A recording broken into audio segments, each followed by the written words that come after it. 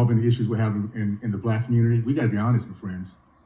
We just heard that a pushback on the fact that we're getting Black men in the Black community not doing their job. Well, let me give you the facts real quick. First of all, when I was growing up in the 60s, we led the country in men committed to marriage, over 70%. Black women could rely on getting married more than white women until 1970. We now have between 70 to 80% of Black fathers who desert their families, and we're not willing to be honest about that. We're not willing to say that these guys need to man up.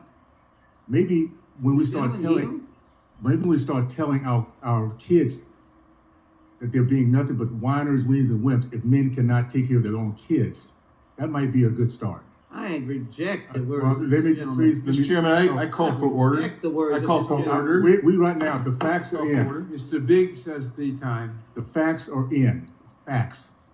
Black fathers, 70 to 80% are deserting their families. Talk to these Black single women out there and see what they think about this.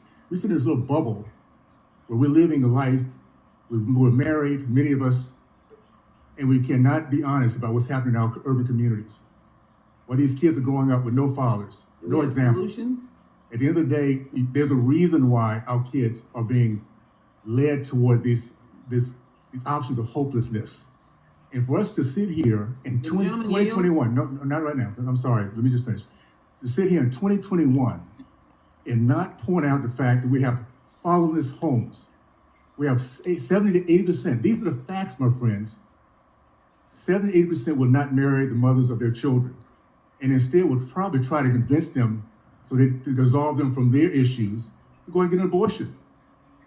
We've lost 20 million Black babies over the last 40 years.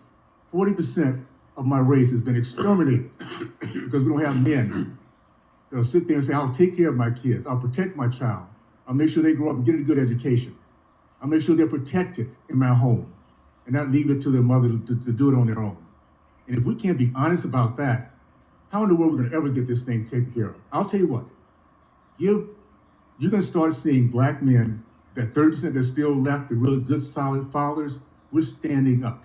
We're changing this trajectory. We're sick and tired of people looking at us as this is a normal thing that we just don't do our job as men. Be aware, we're waking up.